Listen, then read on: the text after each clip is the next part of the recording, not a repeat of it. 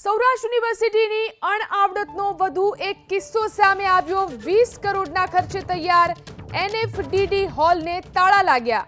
એનએફડીડી હોલને તાળા લાગતા 1.5 કરોડનું એનએમઆર મશીન બંધ જોવા મળી રહ્યું છે। એનએફડીડી હોલમાં સંશોધન અને લેબ ટેસ્ટ થતા હતા। તો જોઈ શકાય છે સૌરાષ્ટ્ર યુનિવર્સિટીની અણઆવડતનો વધુ એક કિસ્સો। 20 કરોડના ખર્ચે આ હોલ તૈયાર કરવામાં આવ્યો હતો, એનએફડીડી હોલ કે જેને તાળા લાગ્યા છે।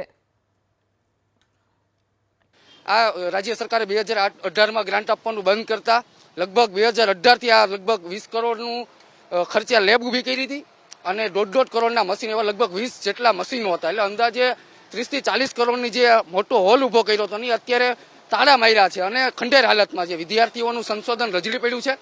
ક્યાંક ને ક્યાંક 2018માં સૌરાષ્ટ્ર યુનિવર્સિટીના સિન્ડિકેટમાં એવો ઠરાવ થયો હતો કે 30 લાખ રૂપિયાની ગ્રાન્ટ આપીને ફરીથી મશીનો ચાલુ કરી અને વિદ્યાર્થીઓને સંશોધન માટે ઉપયોગી કરી શકે। એમાં જીઆઈડીસીના ચેરમેન સહિત 22 સભ્યોની કમિટી રચી હતી। ક્યાંક ને ક્યાંક સૌરાષ્ટ્ર યુનિવર્સિટીના સત્તાધીશો જાણે આંધળા અને બહેરા થઈ ગયા હોય। 2018 થી આજ 2023 થયું, હજી એમને હાલત છે। સૌરાષ્ટ્ર યુનિવર્સિટીના રજિસ્ટર એવું કહે કે 1.5 કરોડના મશીનમાં 2.5 કરોડનો ખર્ચો છે, આમાં કઈ રીતના ચાલુ કરવું?